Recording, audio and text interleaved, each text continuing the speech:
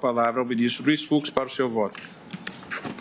Senhor presidente, egrégia corte, ilustre representante do Ministério Público, senhores advogados e estudantes presentes.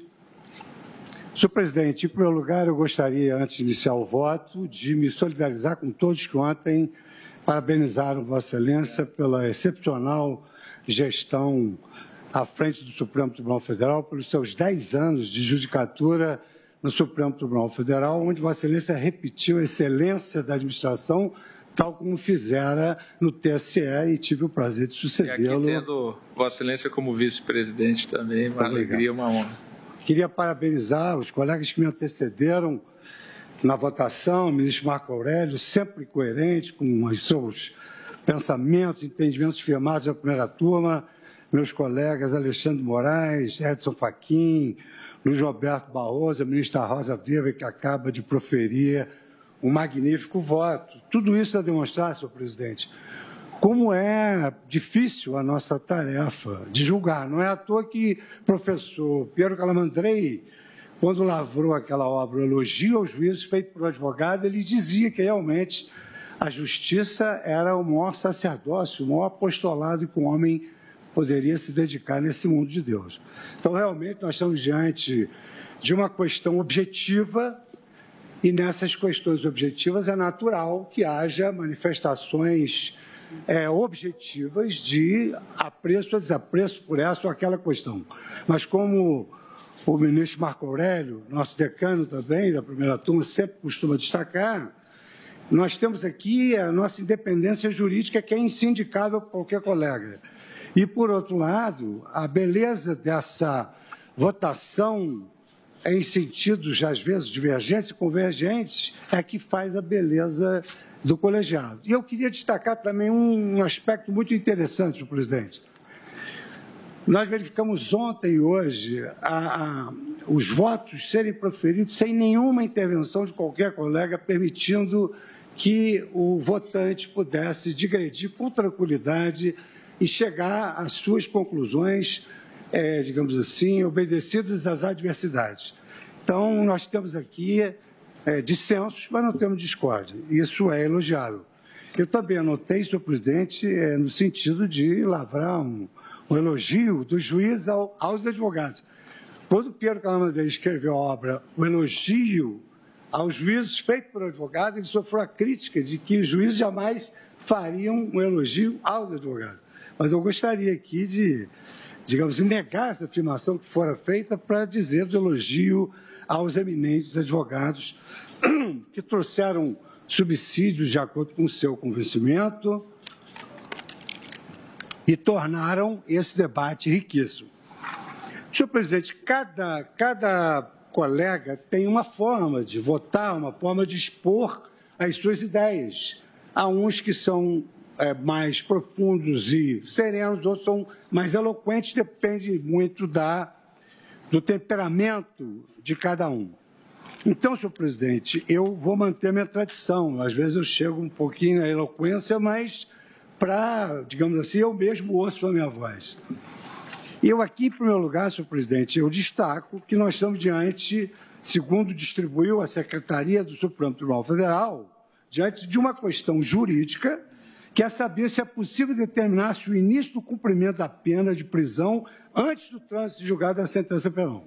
Então, aqui, há até agora manifestações no sentido de que só se pode iniciar a execução depois do trânsito julgado, e há algumas manifestações no sentido de que, numa análise contextual do ordenamento constitucional, é possível também que haja um início da execução antes do trânsito julgado.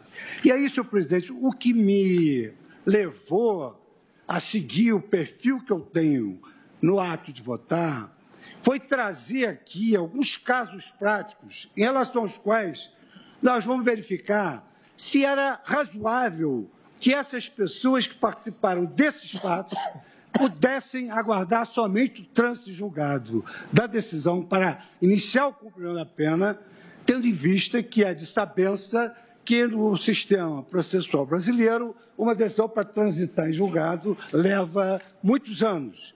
e nem se pode acusar os advogados, porque, na verdade, eles estão no exercício do munus deles e se utilizam de todos os recursos possíveis. Nós verificamos isso nas turmas, nas sessões, embargo de declaração, nos embargos de declaração, no agravo mental, no recurso extraordinário e etc.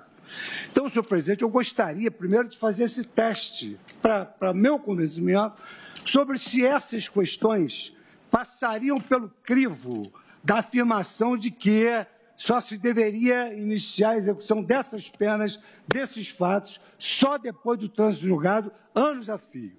Então, eu trago, não é pela ordem, basicamente uma ordem de datas, mas eu fui colacionando para trazer o que aos senhores.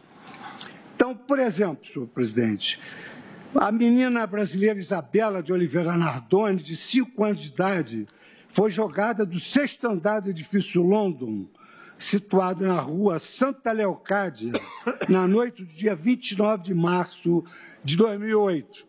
Antecedeu a esse fato a constatação de que ela fora esganada pela mãe e o pai, imaginando que estivesse morta, abriu uma fresta numa rede de uma janela e jogou a menina ainda viva lá embaixo. Houvesse essa tese, esse casal que matou a filha e a enteada, no caso, porque o rapaz era separado, estaria ainda gozando de liberdade, porque só se poderia iniciar o cumprimento da pena depois do trânsito julgado. Senhor presidente, trago também, aliás, eu deveria destacar isso, eu fiquei tão impressionado com esses casos que eu liguei para o colega Alexandre Moraes no sábado e perguntei a ele se havia assistido um documentário sobre esses crimes bárbaros.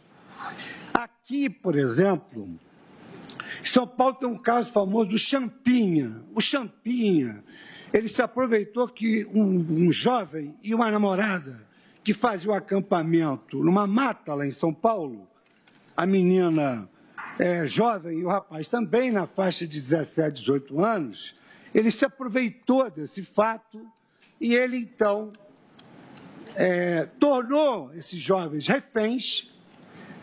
Um grupo de amigos abusou da moça o quanto pôde, mas para que assim pudessem fazê-lo, matou o jovem, matou o rapaz e, posteriormente ao estupro coletivo, mataram a moça também. Houvesse essa regra de iniciar a execução somente depois do trânsito julgado, esse Champinha estaria livre.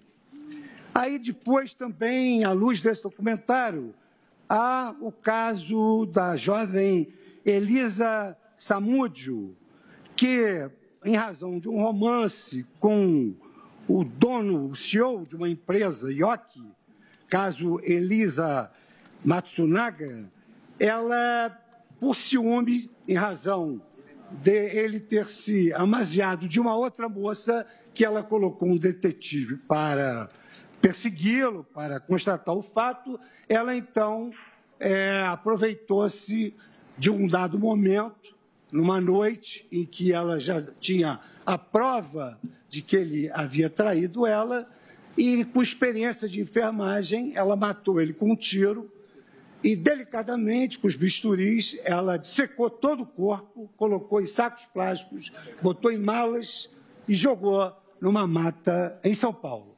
Então, esse caso da Elisa Matsunaga também, ela estaria em liberdade, porque só se poderia iniciar a execução da pena depois do trânsito julgado. O caso Pimenta Neves é um caso emblemático. O jornalista matou a mulher porque ela não mais pretendia manter o relacionamento conjugal, matou pelas costas, confessou o crime e só foi preso 11 anos depois, diante do clamor que se abateu e que foi exatamente também motivado pela própria imprensa. Não bastasse esses casos assim, que não perpassam pela uma lógica razoável de aguardar o trânsito julgado para iniciar a execução, eu chamaria a atenção, por exemplo, no caso dos anões do orçamento. Valor desviado, 800 milhões. E para lavar o dinheiro, o responsável por esse fato danoso aos cofres públicos ele assentou que comprava bilhetes premiados na loteria. Por isso, ele foi considerado um dos maiores homens de sorte do Brasil. A Operação Navalha na Carne, eu pertencia ainda ao STJ, em 2007, uma empreiteira Guatama realizou obras públicas e houve o desvio de 1 bilhão e 600 milhões de reais. Houvesse essa regra,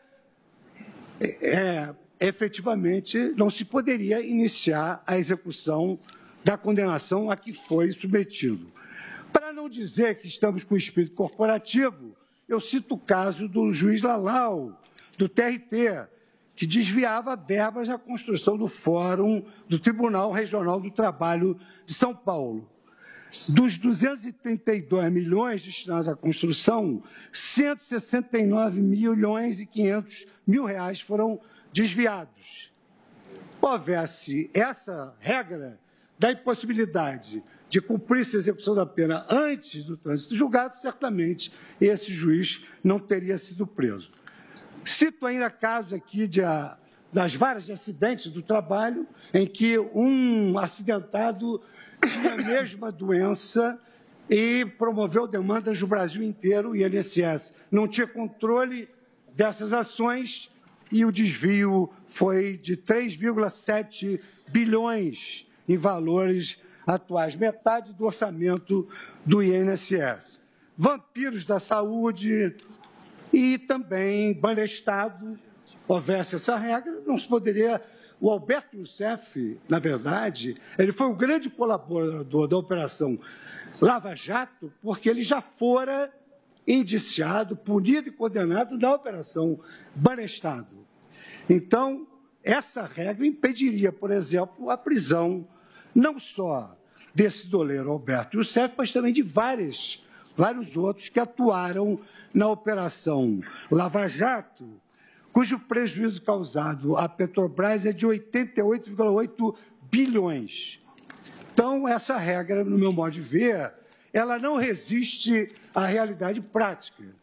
E, na verdade, o direito não pode viver apartado da realidade, com a devida vênia. Aqui da tribuna, o advogado-geral da União, ele fez uma indagação depois de depois de expor as suas razões. Isso é justiça? Será que é essa a justiça que se espera de um tribunal? Vamos contemplar essas situações e só depois do trânsito julgado iniciarmos a execução da pena? Senhor presidente, um dos maiores teóricos da justiça foi Hans Kelsen. Ele escreveu sobre os sonhos de justiça, o império da justiça, a ilusão da justiça, e, no ocaso da sua vida, escreveu o que é justiça. E diz ele, o importante não é saber a resposta, é não parar de perguntar. E há determinados conceitos que nós não sabemos fazê-lo de pronto, mas nós chegamos ao conceito do Instituto por negação, ou seja, nós sabemos aquilo que não é justo. E se eu pudesse responder ao advogado da União, eu teria dito imediatamente isso, efetivamente, na minha concepção, com respeito, evidentemente, às opiniões em contrário, essa situação fática de iniciar uma execução penal, só depois de transitada e julgada a sentença. Ao menos nesses casos que eu mencionei, efetivamente, isso não representa, no meu modo de ver, aquilo que é o anseio, que Kelsen dizia que era o sonho mais formoso da humanidade, que é a justiça. E eu me pergunto, será que a Constituição Federal ela permite que nós cheguemos a essa interpretação? Aqui nós ouvimos diversas sustentações orais que invocaram o velho preceito in claris cessat interpretatio, ou seja, a Constituição é tão clara que cessa qualquer tipo de interpretação e de percepção da razão de ser desse princípio. Mas a verdade, senhor presidente, é que nem tudo é tão fácil assim. Um dos maiores filósofos do direito, o eminente filósofo Gustav Radbruch, afirmava: não é pura e simplesmente um pensar novo essa leitura da lei. Aquilo que já foi pensado, mas, pelo contrário, um saber pensar até o fim aquilo que já começou a ser pensado por um outro. Numa obra memorável, Métodos de Trabalho do Direito Constitucional, o professor Friedrich Miller assenta que uma norma, no sentido da metódica tradicional, pode parecer clara, ou mesmo unívoca no papel. Já o próximo caso prático ao qual ela deve ser aplicada pode fazer que ela se afigure extremamente destituída de clareza. Quer dizer, a questão não é tão clara assim, porque a Corte está se dedicando com profundidade, votos brilhantíssimos, numa questão extremamente controvertida. Então, não me seduz o fato de que a Constituição Federal assenta que presume-se inocente até que seja considerado culpado pelo trânsito julgado da sentença. E eu vou procurar demonstrar, dentro do tempo disponível, que a presunção de inocência não tem nenhuma vinculação com a ideia de prisão. Como diria o poeta, Vossa Excelência tem todo o tempo do mundo. Muito obrigado. E já que eu tenho todo o tempo do mundo, senhor presidente, eu também queria prestigiar os colegas aqui.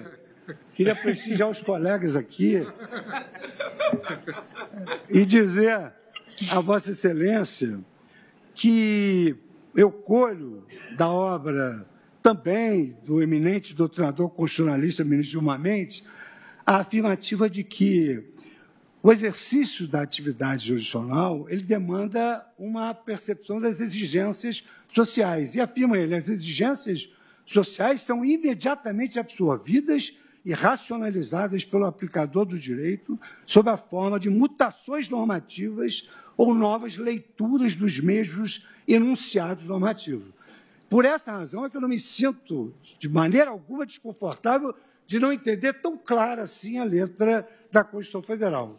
E para nós concluirmos essa parte da metodologia da interpretação constitucional, eu citaria um dos maiores exegetas do direito brasileiro, o ministro Carlos Maximiliano, que ele assentava, não raro, os brocados já se acham destituídos de valor científico. Exemplo, in claris cesset interpretatio, ou pelo menos são falsos e inexatos na sua generalidade forçada em desacordo com a sua origem. E cito a memorável obra de Carlos Maximiliano, Hermenêutica e Aplicação do Direito. Essa já é uma edição renovada de 2010. Então, senhor presidente, se eu entendo que a presunção de inocência não tem vinculação com a ideia de início de execução da pena, qual é a percepção de uma gama bastante expressiva da doutrina?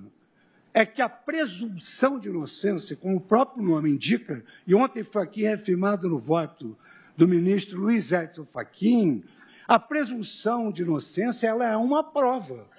E por que erigiu-se a presunção de inocência como uma garantia? Porque, outrora, quem provava a inocência era exatamente o réu. Ele que tinha a obrigação primeira. A acusação tinha uma posição preferencial de apenas afirmar. E o réu teria que iniciar provando a sua inocência. Quando nós sabemos que, numa demanda civil ou criminal, o ônus do fato constitutivo é do autor, no caso, do Ministério Público. Então, o Ministério Público tem de provar primeiro, e a prova do álibi cabe ao réu. Então, ordinariamente, cabe ao autor da ação penal fazer a prova da culpabilidade. E o réu tem, até o trânsito em julgado, a possibilidade de provar a sua inocência. O que a Constituição quer dizer é o seguinte: até o trânsito julgado, o réu tem condições de provar a sua inocência, e mais ainda o direito brasileiro é pródigo, porque mesmo depois do trânsito julgado, como a ministra Rosa citou um caso aqui excepcional, que efetivamente foi julgado pela primeira turma à luz do exame de DNA, até mesmo depois do trânsito julgado, o réu pode provar a sua inocência através de uma revisão criminal, que é uma ação autônoma de impugnação só deferível ao réu, não é deferível ao Ministério Público. Então, a presunção de inocência é um meio de prova. E disse muito bem o ministro Luiz Edson Fachin, é uma presunção que admite prova em contrário. Admite prova em contrário. E o que ocorre no processo? À medida em que o processo vai tramitando, essa presunção de inocência vai sendo mitigada. Há uma gradação. É uma coisa simples de se verificar. Um homem é investigado, depois ele é denunciado, depois ele é condenado.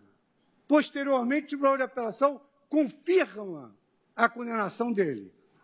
Os recursos aos tribunais superiores não admitem reexame de fatos e provas. Então, não há essa possibilidade de reexame de fatos e provas. Pois bem, esse homem vai ingressar no Supremo Tribunal Federal inocente, com presunção de inocência. E aí, senhor presidente, eu invoco razões extraídas dos julgamentos do próprio Supremo Tribunal Federal, que são as seguintes. Eu fiz alguns destaques que foram objeto de definição judicial pelo Supremo Tribunal Federal no habeas corpus 126.292. O que se disse nesse julgamento do Supremo Tribunal Federal? Natural a presunção de não culpabilidade evoluir de acordo com o estágio do procedimento.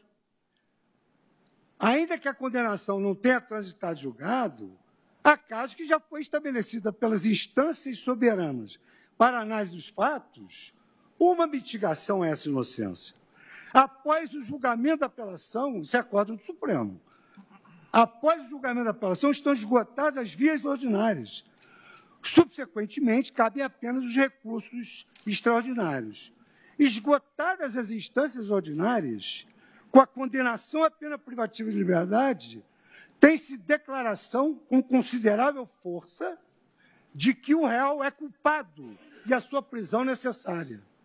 Julgado do Supremo Tribunal Federal no habeas corpus 126/92. Note-se, isso é importante, que também foi objeto, e nessa oportunidade eu já fazia parte da Suprema Corte. Note-se que a lei da ficha limpa considera inelegíveis os condenados por diversos crimes graves a partir do julgamento do tribunal, independentemente de trânsito ser julgado. Então, há várias mitigações a essa energia que se quer emprestar ao trânsito julgado, várias medidas penais de coerção pessoal e de restrição de direitos são praticadas quando há indícios, fundadas razões. E aqui, no próprio acordo do Supremo Tribunal Federal, acentuou-se, realmente, basta essa condenação do colegiado e essa norma é constitucional, conforme declarado nas ações números 29 e 30 de declaração de constitucionalidade que tive a relatoria submetida ao meu crivo. Tinha certeza que Vossa Excelência ia abordar esta questão da lei complementar na medida que Vossa Excelência foi o relator das ações. Exato. Não, mas aqui, na verdade, eu fui citado por um colega como relator. Não estou me citando, não. Ou seja, a presunção de não culpabilidade não impede que, mesmo antes do trânsito ser julgado, concluiu o acordo. Mesmo antes do trânsito ser julgado, a condenação criminal surta efeitos severos, como a perda do direito de ser eleito. Igualmente, não parece desarrazoado que se possa submeter à prisão quem já foi condenado em segunda instância. Senhor presidente, um sistema jurídico ele não vive isolado no mundo. Não é? Na verdade, hoje, em todo o mundo, se analisa a rigidez de um sistema de direito para que esse país possa ser considerado um país capaz de atrair investidores estrangeiros. O professor Simeon Jankov, que faz uma referência na obra do professor Luiz Cadilho de Sorbonne, ele assenta que um sistema jurídico eficiente, e é eficiente um sistema jurídico penal que impõe a pena após a condenação em segunda instância, esses países passam a integrar o que eles denominam no Banco Mundial de Ranking Doing Business, eles prestam atenção. E como o Brasil não está isolado no mundo, nem pode, oitava economia do mundo, que agora tende a crescer, todos nós estamos torcendo para isso, essa nossa concepção de que é possível a execução da condenação após a segunda instância e antes do trânsito julgado, vem contemplado em vários documentos transnacionais aos quais o Brasil se submete. E eu citaria, por exemplo, a Convenção Americana de Direitos Humanos, que é o Pacto de São José da Costa Rica. O que ele prevê? Ele prevê que a presunção de inocência ela é um meio de prova. E ela vai cedendo gradativamente à medida em que o homem é considerado culpado. Então, a regra, na verdade, ela tem de ser lida, presume-se o homem inocente até que ele seja considerado culpado. O que diz a Convenção Americana? Toda pessoa acusada de um delito tem direito a que se presuma sua inocência enquanto não for legalmente comprovada a sua culpa. E como é que se comprova legalmente a sua culpa? Obedecendo um processo, um procedimento, o devido processo legal estabelecido pela lei. A Convenção Europeia dos Direitos do Homem, no artigo 6º, qualquer pessoa acusada de uma infração presume-se inocente enquanto a sua culpabilidade não tiver sido provada. Disposições semelhantes são encontradas no direito francês, na Declaração dos Direitos do Homem e do Cidadão, de 1789, Declaração canadense, em homenagem aos nossos convidados, na Declaração russa, no artigo 49 da Constituição dos eminentes magistrados que aqui estão presentes hoje. Todos escolhem como marco para a cessação da presunção o momento em que a culpa é provada. O momento em que a culpa é provada de acordo com o direito processual de cada país. O Tribunal Europeu dos Direitos do Homem, interpretando o dispositivo da Convenção Europeia, afirma que a presunção pode ser tida por esgotada antes mesmo da conclusão do julgamento em primeira instância. Eu cito aqui, senhor presidente, também exemplos dos Estados Unidos, um pouco mais rigoroso, prisão em primeira instância, e no direito alemão, muito embora não haja na lei fundamental essa regra, mas se o delito for considerado grave, o cidadão tem necessariamente de responder ao processo preso. No sistema alemão é como se for uma prorrogação da prisão preventiva. Exatamente. Tem de se recolher a prisão para responder ao processo. Não está na lei fundamental de Bonn, mas está exatamente previsto nesse artigo. E, na verdade, isso digamos assim, um natural caminhar da evolução do direito, porque os sistemas da família do civil law e da common law, eles tendem a se interpenetrar. O Brasil não é mais um sistema oriundo de origem romano-germânica. O Brasil hoje tem vários institutos do sistema anglo-saxônico. E é por isso que nós importamos uma série de instrumentos na área penal. Vossa Excelência foi o relator de um voto brilhante sobre delação premiada, que veio exatamente do sistema anglo-saxônico. Nós temos várias influências, então nós temos de levar em consideração o que se passa no mundo. Então, digo eu que, de qualquer forma, a interpretação da presunção de não culpabilidade não pode perder de vista nosso próprio ordenamento. Nosso país tem um intrincado sistema judiciário. Na base, há duas instâncias com ampla competência para análise dos fatos e do direito. Logo acima, temos as instâncias extraordinárias, com competência somente para a análise de questões federais. Em suma, a presunção de não culpabilidade é um direito fundamental, segundo a jurisprudência dos tribunais superiores, que impõe o ônus da prova à acusação e impede o tratamento do réu como culpado antes. Mas, se porventura houver a caracterização que houve a condenação e que a culpa ficou demonstrada, a lei pode impor a prisão, à luz desses ordenamentos. Aí poder-se afirmar. Mas e se houver um erro? Que o ministro Luiz Roberto Barroso citou um percentual mínimo. E se houver um erro? Nada na sociedade tem risco zero. A engenharia foi feita para erigir prédio e assistimos agora um prédio cair em Fortaleza. A medicina foi feita para curar, mas às vezes o tratamento médico mata, como verba e graça a quimioterapia. A energia nuclear. A energia nuclear é hoje um ponto importante na estratégia dos países.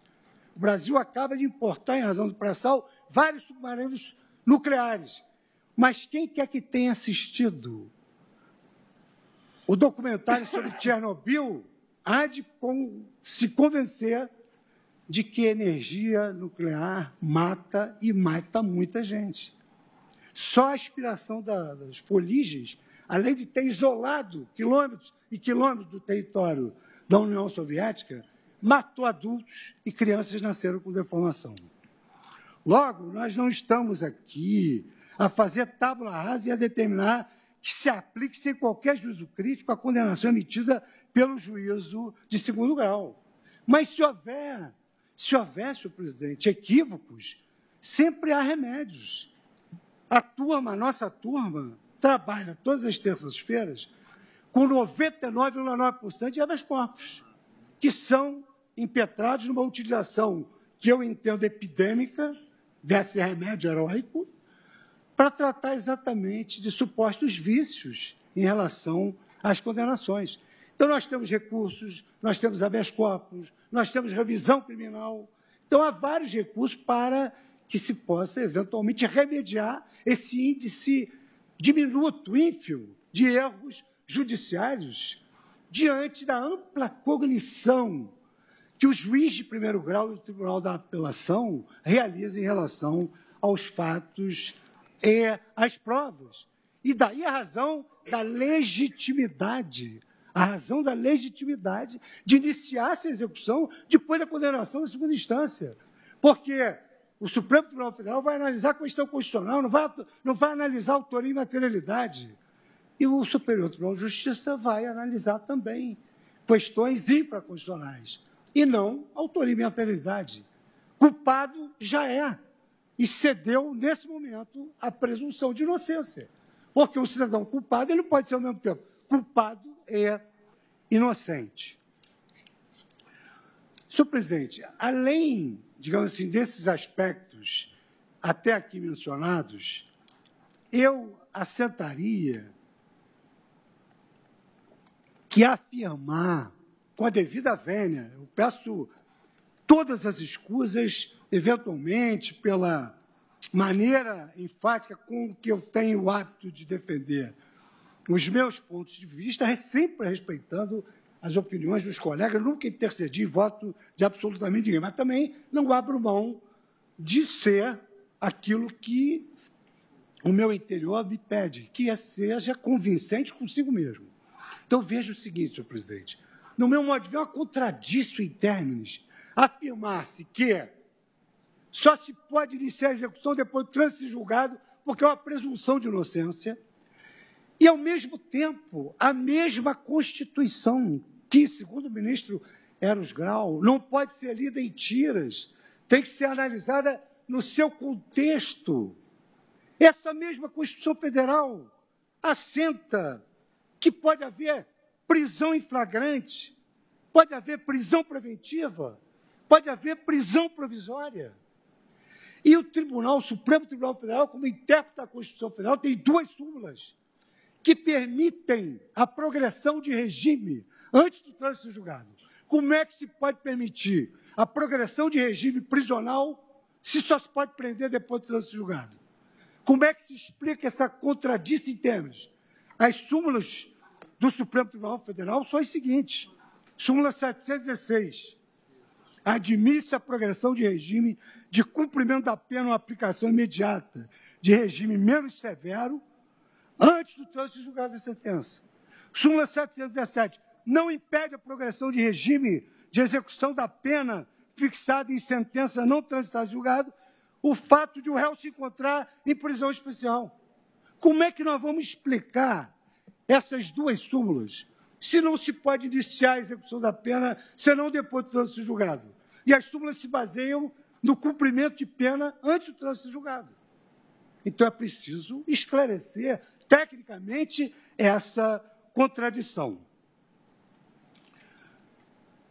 Aqui, senhor presidente, talvez trazendo uma reflexão antiga, mas muito feliz, do então Procurador-Geral da República, Dr. Cláudio Fonteles, lançada no habeas corpus 68.726, assentava ele que o princípio da presunção da inocência não está direcionado a colocar o réu em posição de intangibilidade, sob pena de não se justificar a prisão provisória do infrator e a constitucionalidade, assegurando à sociedade pleitear ante o Poder Judiciário, através do Ministério Público, a prisão preventiva.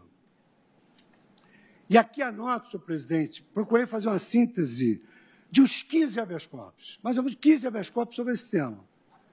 E digo, a presunção de inocência, ela deve ser protegida em seu núcleo essencial.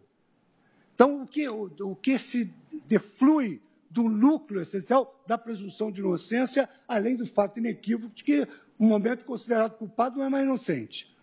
Conferir ao réu o privilégio contra a autoincriminação, a velha máxima nemo tenetur sed tegere, o direito de ser absolvido em caso de dúvida razoável quanto às provas, indúbio pro réu. É daí que se extrai, são essas questões que se extraem da presunção de inocência. E atribuir o ônus da prova à acusação. O primeiro ônus da prova é a acusação, sem possibilidade de sua inversão ou de obrigá-la a colaborar com a acusação em qualquer fase do processo. E aqui nós temos todos os acordos, senhor presidente, até para a questão de lealdade, eu extraí do Tribunal Pleno, para não pensar da turma. Todos do Tribunal Pleno, de outrora e recentes, aqui recentes, do ministro saudoso amigo, que conviveu comigo 11 anos no Superior Tribunal de Justiça, na mesma turma, na mesma sessão, debatimos os votos, ministro Teori Zavascki, ministro Edson Fachin, ministro Nélio da Silveira, ministros de hoje, que compõem a primeira turma, evidentemente respeitada sempre a coerência do decano da primeira turma, ministro Marco Aurélio. Então, nesse sentido, foi destacado no habeas corpus 152752 que, sob o prisma histórico, o princípio da presunção de inocência lança raízes na superação dos abusos do processo inquisitorial, no qual era o acusado que deveria provar sua inocência. Daí inverteu-se o ônus. Presume-se inocente. Entra no processo inocente. Ônus da prova do Ministério Público. Invertido o quadro fático probatório considerado culpado, não é possível falar-se mais em presunção de inocência. E a finalidade do direito processual penal é exatamente extrair da presunção de inocência essas prerrogativas em favor do réu. Senhor presidente, aqui eu já mencionei que, na verdade, após a segunda instância, as chances do réu provar a sua inocência são praticamente inexistentes. Aqui foram demonstrados os números, mas não é só isso. O artigo 637 do Código de Processo Penal, que foi mantido em vigor, mercê das reformas realizadas recentemente, e no afã de não deixar que se instaurasse, através de uma arquitetura legislativa à impunidade, afirmou: os recursos para os tribunais superiores, artigo 637, não têm efeito suspensivo, e os autos devem baixar para o cumprimento da pena. Isso é execução provisória da pena autorizada pela lei e com a interpretação conforme do artigo 283, à luz do exato entendimento da presunção de inocência, tal como o Supremo Tribunal Federal assim já ressaltou. Eu trago aqui, senhor presidente, digressões sobre, digamos assim, como é que se passa o processo nos tribunais superiores para demonstrar exatamente que não é possível se analisar fatos e provas capazes de conjurar a culpabilidade firmada em segunda instância e que, a forciori, dispensa o trânsito julgado para considerar o réu culpado. Senhor presidente, há uma grande diferença que, durante muitos anos, levou a doutrina brasileira de processo, que é um instrumento de realização de justiça, a ter uma certa baixa estima, era a falta de efetividade da prestação judicial. Então, afirmava-se que, no sistema anglo-saxônico, o juiz não condena, ele ordena. E no sistema da civil law, os juízes são meros burocratas. Eles condenam para depois se iniciar uma execução, onde se pode também deduzir questões que deveriam ter sido suscitadas anteriormente. Essa era uma queixa dos processualistas de direito penal e de processo civil.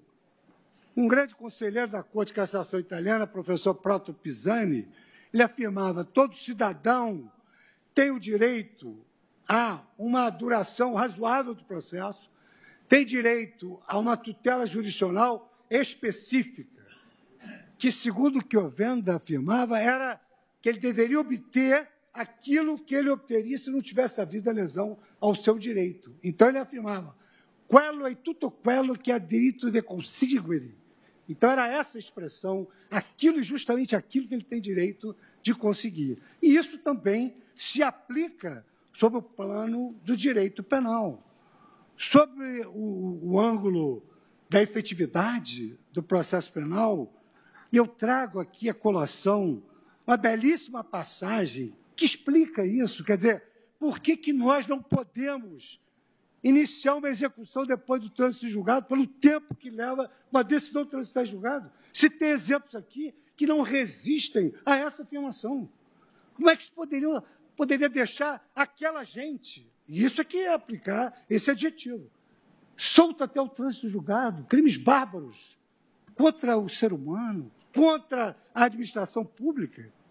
E aqui o ministro Francisco Rezec, que era também chamado o senhor das ideias e das palavras, no habeas corpus 71.026, ele afirmava: há países onde se pode conviver sem consequências desastrosas, com a tese segundo a qual a pessoa não deveria ser presa senão depois do trânsito julgado da decisão condenatória. São países onde o trânsito julgado ocorre com rapidez, porque não conhecem nada, absolutamente nada, semelhante à nossa espantosa e extravagante prodigalidade recursal. Habeas corpus 71.026. Senhor presidente, ontem houve realmente um momento de perplexidade suscitado por um questionamento. Por que nós vamos mudar agora a jurisprudência? Qual vai ser o benefício? O direito vive para o homem, e não o homem para o direito. Então não adianta dizer que não interessa a sociedade. Interessa a sociedade. Todos os poderes se exercem em nome do povo. Todos eles. É claro que nós não vamos fazer pesquisa de opinião pública para julgar uma causa entre A e B. Mas se tiver em jogo uma razão pública ou um valor moral, nós temos de ouvir a sociedade. A sociedade, nós somos homens tirados da sociedade. Nós nos submetemos a um processo democrático de sabatina no Congresso Nacional. Então, veja, presidente, assim, essa indagação, hoje, publicou-se, em fevereiro de 2009, havia essa jurisprudência que só se iniciava a execução quando transitado em julgado a decisão e não cabia mais recurso. Em 2009. 2016 veio a Corte e mudou o entendimento sob o fundamento de que ocorrera um overruling, uma modificação prospectiva em razão de um novo sentimento constitucional, dos destinatários do direito. Quem são os destinatários do direito? A sociedade, é claro. Nós não fazemos lei para ficarmos aqui aplicando sem verificarmos como é que ela produz as suas externalidades. O direito, ele na verdade, o direito, ele conforma o comportamento humano. A pessoa tem que saber o que pode fazer, o que não pode fazer, e é o direito que assim dispõe. Então, em 2016, foi reafirmada essa jurisprudência. Em 2018, confirmou-se mais uma vez essa jurisprudência. Qual é o benefício de mudar essa jurisprudência agora?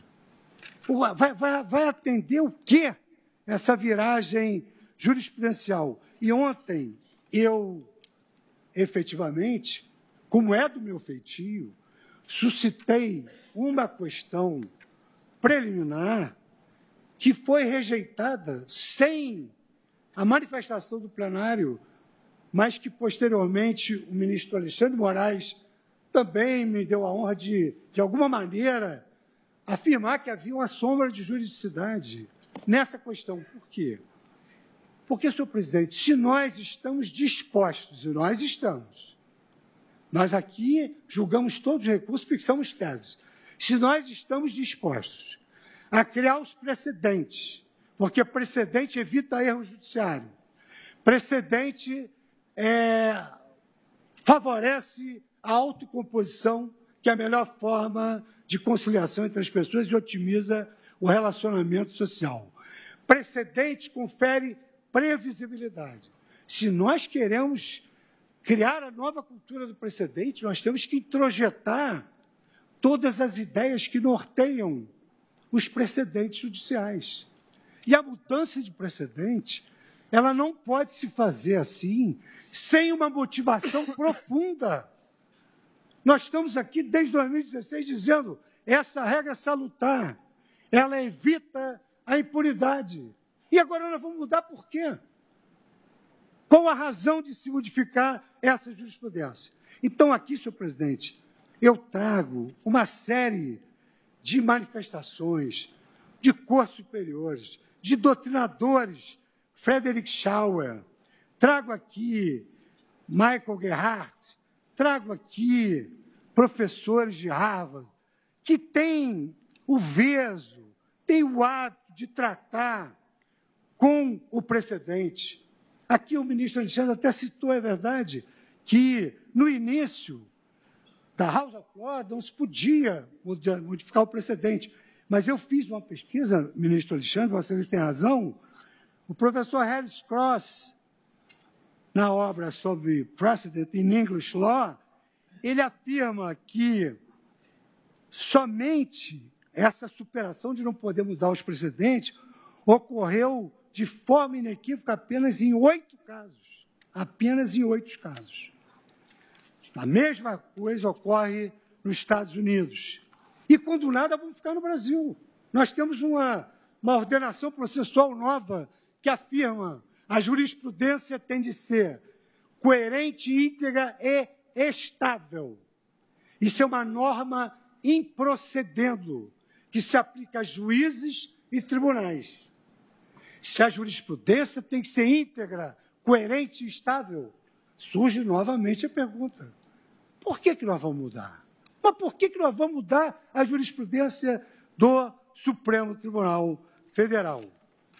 E aqui, então, presidente, eu trago uma série de doutrinadores no sentido de que há relativo consenso, de que a superação de um precedente exige que ele não corresponda aos padrões de congruência social e de consistência sistêmica, que se colhe da obra do professor Melvin Eisenberg, que fala sobre a natureza do sistema da common law, e para não deixar de citar uma grande doutrinadora nacional e que nos dá a honra de participar aqui no Supremo Tribunal Federal do gabinete do ministro Luiz Roberto Barroso, a professora Patrícia Perrone Campos, que também sustenta essa mesma tese, no sentido de que o overruling deve efetivamente obedecer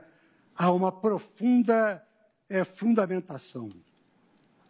E assim assiste razão, digo eu, ao professor Michele Tarufo, da Universidade de Pádua, quando leciona que uma corte que, sobre a mesma questão, vai cambiando cada dia a sua opinião, não respeita a sua jurisprudência e terá escasso respeito dos cidadãos que são os destinatários das suas decisões.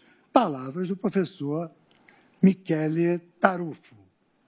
Concluo, portanto, presidente, que o Supremo Tribunal Federal, no caso ora posto de julgamento, não está legitimado, no meu modo de ver, com toda a vênia das opiniões em contrário, a promover essa modificação da jurisprudência à míngua da existência de razões suficientemente robustas para levar a cabo a modificação da sua jurisprudência.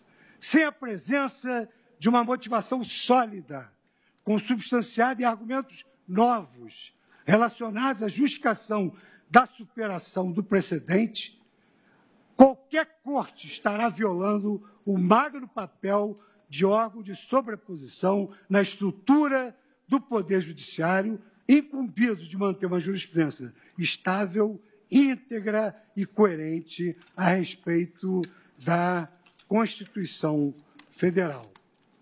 Já, presidente, me encaminhando para o final, muito embora Vossa Excelência tenha sido de uma generosidade ímpar e tenha corrido um risco grave ao me oferecer todo o tempo do mundo, mas já me encaminhando para o final, eu queria fazer apenas... É um prazer ouvi-lo. Eu queria fazer apenas algumas observações da minha percepção particular. À luz do princípio da isonomia, o princípio da presunção de inocência de que só se pode iniciar a execução de uma sentença condenatória depois do trânsito de julgado, porque é uma presunção jure de inocência, efetivamente o ministro Marco Aurélio tem razão. Tem de se definir o liminar para liberar todos aqueles que foram presos, segundo a ótica, injustamente, por uma má interpretação da presunção de inocência. Pelo princípio da isonomia, não há outra solução. Por outro lado, senhor presidente, claro, a justiça é cega, os juízes não são. Será que nós estamos falando aqui de réus pobres? Só a Defensoria Pública que veio aqui sustentar. E também por dever de ofício para se acoplar ao ideário da advocacia, que é lutar pelas garantias. Eu não critico. Entendo que os advogados estão no seu papel. Mas, evidentemente, senhor presidente, os crimes que nós temos assistido e que são cobertos pela presunção de inocência não são crimes de pessoas humildes. As pessoas humildes, senhor presidente, elas não gostam de ficar devendo. Elas se preocupam, eu vou levantar o meu FGTS para quê? Para pagar as dívidas que eu tenho ali na esquina, na padaria, na loja que me vendeu a geladeira. Não é deles que nós estamos tratando. Nós estamos tratando de pessoas que até podem não ter condições, mas que foram condenadas em segunda instância por aqueles delitos que nós analisamos na nossa turma diuturnamente por condenações em segunda instância, em que sempre fica em jogo essa questão da execução provisória. Traficantes, pedófilos, organização criminosa, PCC, há vários integrantes do PCC,